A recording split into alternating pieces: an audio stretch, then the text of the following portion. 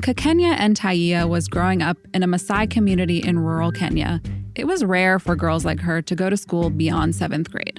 So much has changed. Growing up, there was like it wasn't girls would go to school beyond primary school. That was like unheard of. My best friend got married when we were in 6th grade. A lot of my other friends got married when they were in 7th grade. And by the time we were in 8th grade, there was only 2 girls. The boys used to tell us, "What are you still doing in this class?" Kekenya stayed in school because her mother pushed her to. And she eventually got a scholarship to study at a university in the US. She now runs her own NGO, Kekenya's Dream, that helps girls in her community stay in school and delay marriage into adulthood. Because of organizations like hers, and a push from advocacy groups and the Kenyan government, girls' enrollment in secondary school has shot up. In the last 25 years, the rates of girls completing secondary school there have doubled, according to data from the World Bank. That increases their earning potential and the quality of their lives and their children's lives. The country is well off when the women are taken care of. And that woman starts from that little girl who you need to support, who you need to protect, whom you need to guide. Then the pandemic hit, shutting down schools and programs like Kekenya's Dream. Kekenya feared that the lockdowns would threaten all that progress. For the first time, the girls were sent home and to stay for a very long time without even knowing when they will come back. There was good reason to worry. 8 years ago, when schools closed for months at a time during the Ebola crisis in West Africa, girls there got off track. And one of the main culprits was a spike in teen pregnancy rates, which made it hard for many of them to finish school. When young girls have kids, that has all sorts of knock-on effects.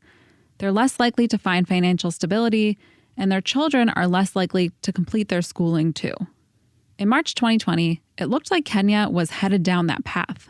They went back to the homes that were not prepared to have girls, especially for us, we had girls who were in high school or in college. Yet there was one small but crucial thing that could potentially give someone like Kekenya some hope. During the Ebola crisis, researchers found that those who had participated in community-based programs, like Kekenya's Dream, that were focused on empowerment and sexual health before things shut down, they were less likely to get pregnant during lockdown and more likely to return to school when restrictions were lifted. The pandemic would almost certainly set girls in Kenya back. But is it possible, because of people like Kekenya, that they could recover just as quickly? Jobless claims coming in, really jumping from the week before. Pretty brutal, 3.2 million. A record 6.6 million Americans filed for unemployment last week. Indian working women were the worst impacted by the pandemic. We believe that we are impacting one girl, one family, one village, one country at a time.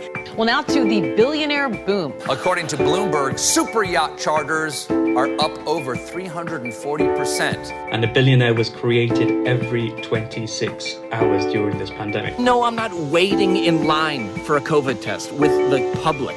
Gross. It is time for a wealth tax in America. Welcome back to The Paycheck. I'm Rebecca Greenfield. One of the good news stories in the recent history of wealth inequality is that globally, the gap between the richest and the poorest has been closing. There are a few reasons for that, but a big one that has pulled millions out of poverty has been the push in developing nations to educate young girls. In 1998, only half of the world's girls were enrolled in school, but within 2 decades, that proportion has risen to 2/3. In many countries, the education gap between girls and boys has closed entirely. The benefits have been many. A girl born today will live on average 8 years longer than one born 25 years ago. Women with a secondary education are more likely to delay marriage and plan their family, and less likely to be stuck in an abusive relationship and poverty. The pandemic, unfortunately, has been a setback. Reaching gender parity, according to the World Economic Forum, has been set back by a generation. They said it would take about 100 years before the pandemic to reach gender parity. Now it's a generation on from that. It's about 135 years. That's Nabil Ahmed, a strategist at Oxfam International, a global poverty nonprofit. While we've seen women in many countries face also this second pandemic of increased gender-based violence, of this mountain of care work, as ever, they're the shock absorbers really of crisis. One place that has been hit particularly hard is Kenya. Because of its high poverty rate and fragile healthcare system, the country had one of the harshest responses to the virus. Schools were closed through January 2021. There were curfews, travel bans, and area-specific lockdowns. That helped keep infection rates low, but it resulted in greater food insecurity, more domestic violence, and high unemployment. In some ways, girls have felt it the hardest. Earlier this year, journalist Jill Filipovic published a troubling story in Bloomberg Businessweek magazine. She profiled girls who had big dreams, but they were struggling with new realities filled with more violence, hunger, poverty, and sometimes new babies of their own to care for. But the stories of their lives didn't end there. With COVID restrictions lifting and the global economy inching its way to recovery, we asked her to return to Kenya's capital, Nairobi, to see how some of those girls were faring now. Here she is with the story. Meet Esther, an 18-year-old girl living in Nairobi. She had dreams of becoming a newscaster, and before the pandemic, she was on track. She was in Form 1, the equivalent of 9th grade, and if she graduated in 3 years as planned, she would have been the first girl in her family to finish secondary school. We've changed Esther's name here to protect her privacy. I want to become one day like Victoria Rubadiri, like so many anchors. Like I feel so good when they are presenting, especially when they're talking in English. Like I admire that. Like I want to make someone that can give other people inspiration. Tell them that I was like this and I have walked through this darkest time, heaviest time, and still today I'm strong and I'm able to laugh.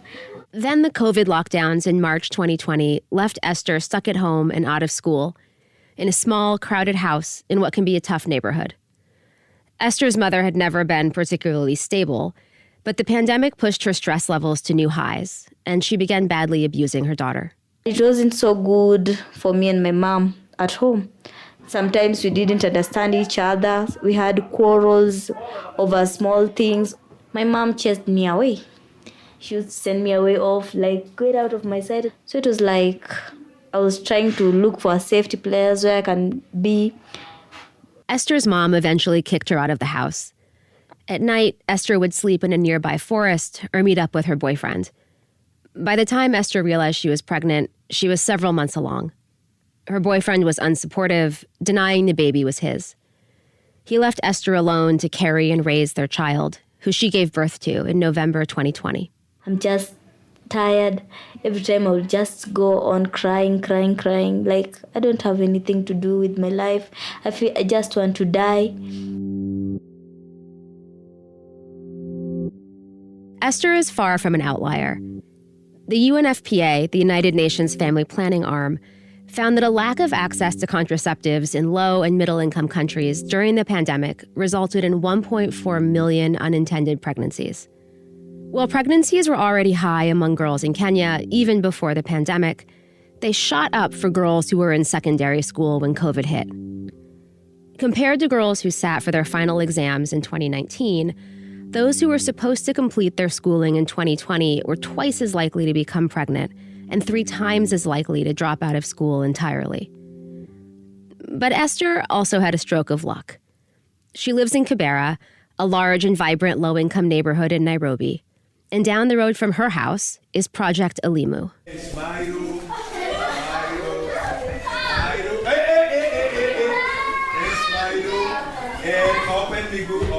Project Elimu is a well-regarded ballet school. Its cracked concrete walls are painted in bright colors and hold up an uneven tin roof. Inside, it's a festival of noise.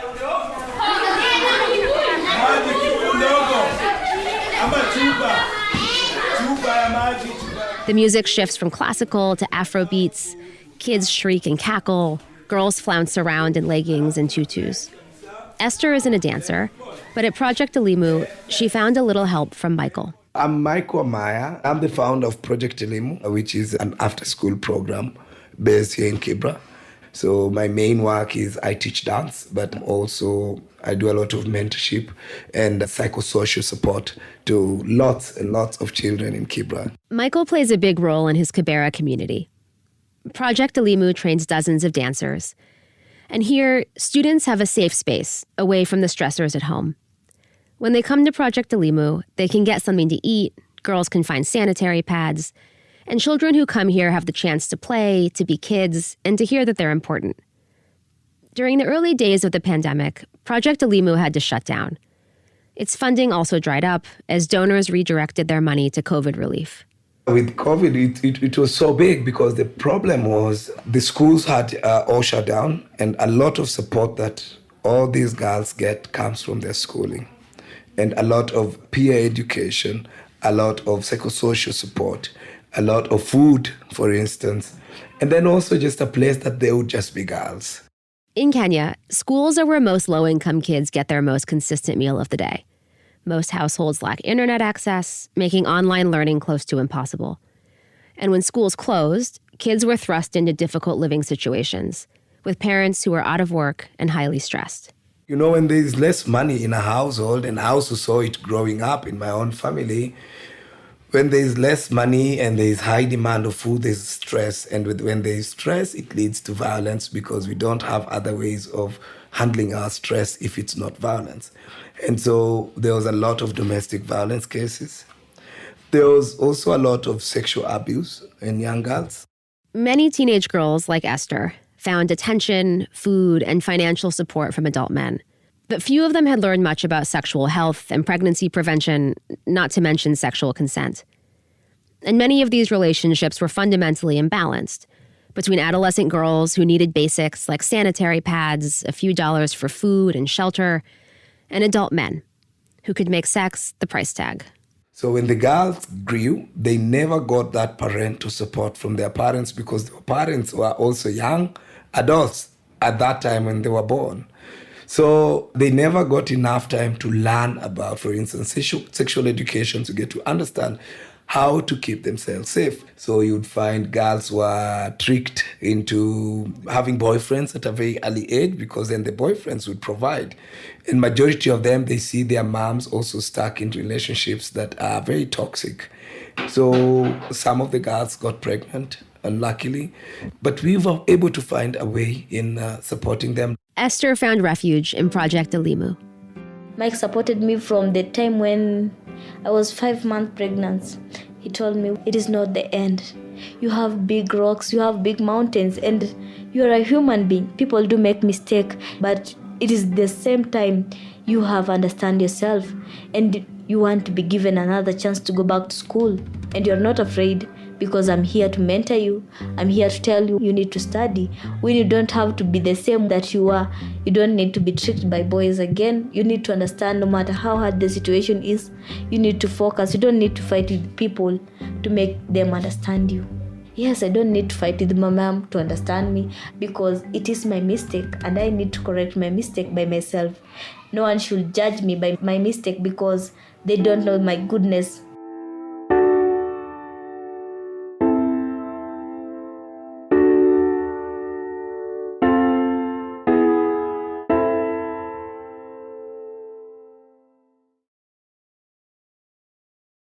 Like Michael, Florence McGeary works with adolescents in an informal Nairobi settlement. Along with some friends, she founded the organization LES, Lead, Educate, and Succeed, which provides local adolescent girls with information about sexual health, pushes them to assert themselves, and encourages them to dream big for their futures. Since Corona had struck like the whole country, not only in Kenya, we saw that it's nice to have a discussion with young people because there was high rate of pregnancy in Kenya because of the idleness of the young people. I sat in on a session Florence and her fellow educators held with some 24 girls about sexual health. Viva, viva, viva, viva! Viva! Florence says parents are grateful for her classes Because kids aren't always comfortable talking to them about sex. And parents aren't always comfortable talking to their kids about sex either.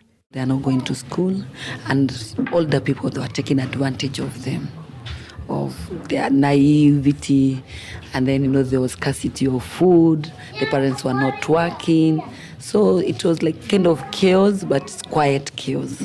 Now, schools and community programs are open again, but many adults don't have their jobs back or are badly in debt, which means they can't afford to pay the school fees that are a fixture in many African countries and were a barrier to education even before the pandemic. There are so many families could not afford. And the good thing is that the government was like, no, you need to open up the school for every kid to come. That was the case for Evelyn, who I met last year and then caught up with again on my recent trip to Kenya. Evelyn lost her job in March 2020 and still hasn't returned to a formal workplace, although she does small jobs around her neighborhood to make ends meet. When COVID hit, shutdowns closed school for her two kids, 10-year-old Blessing and 6-year-old Miguel. Evelyn did her best to teach them at home, going over the alphabet with Miguel and quizzing Blessing on her English. When schools finally reopened in January 2021, though, Evelyn still wasn't back to work and didn't have the money to pay for her kids to re-enroll. She takes home roughly 900 Kenyan shillings a week, which amounts to less than $8, not enough to cover school fees. It felt bad since I didn't have that cash to take them back to school. Luckily, the schools let her kids come back, even though Evelyn was still in arrears. Back in school, Blessing is excelling. She had the highest marks in her class this term. Evelyn, who dropped out of high school after getting pregnant, wants her daughter to go farther than she did. Maybe, Evelyn says, Blessing will be a doctor someday. For me, I didn't reach that level. I gave birth when I was in Form 2.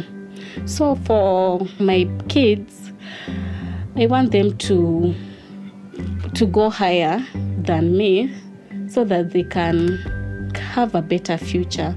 For Blessing, she's a bright girl, so I can't afford to mess with her life.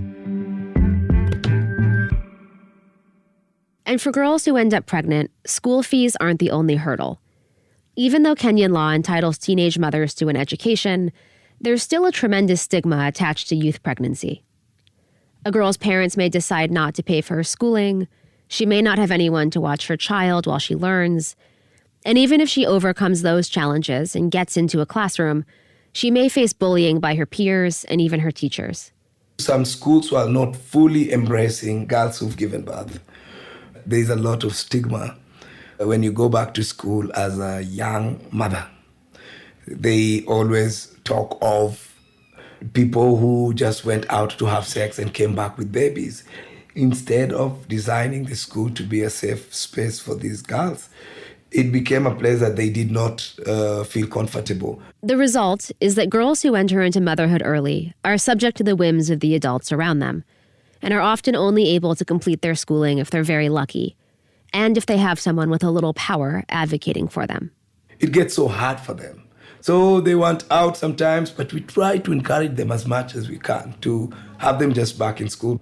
We decided to redesign our approach, whereby if you were unlucky and you got pregnant, we still embrace you as one of us. And we were able to find help for them. We find a way of getting proper medical support, and then also using the network within our parents, because we have parents who, community health volunteers.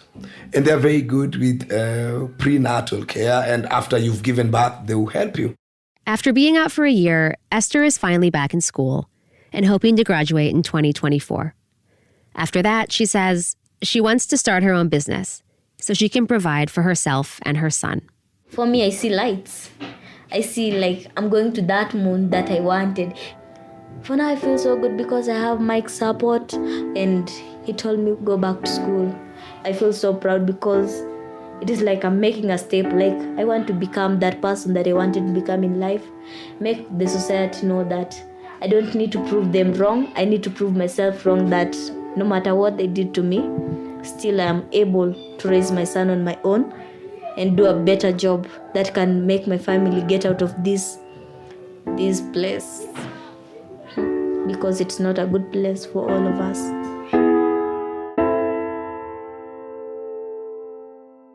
This is a crucial moment, not just for women and girls, but for the well-being of entire nations. National economies will grow or shrink depending on women's ability to get an education, work, and plan their families. Next week on The Paycheck, we head to a part of the world that saw an uptick in marriage during the pandemic. But it wasn't all joyful celebrations. Girls objected. Many of the girls, they didn't want to get married.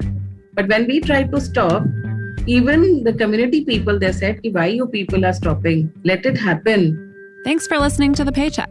If you like our show, please head on over to Apple Podcasts or wherever you listen to podcasts to rate, review, and subscribe. This episode was hosted by me, Rebecca Greenfield, and reported by Jill Filipovic. It was edited by Danielle Balby, with help from Francesca Levy, Janet Paskin, Rakshita Saluja, and me. We also had editing help from Shelley Banjo, Kristen V. Brown, Gilda DeCarli, Nicole Flato, Alyssa McDonald, and Kai Schultz. This episode was produced by Gilda DeCarli and sound engineered by Matt Keim. Our original music is by Leo Sidran. Special thanks to Magnus Henriksen, Margaret Sutherland, Stacey Wong, and Aisha Diallo. Francesca Levy is Bloomberg's head of podcasts. See you next week.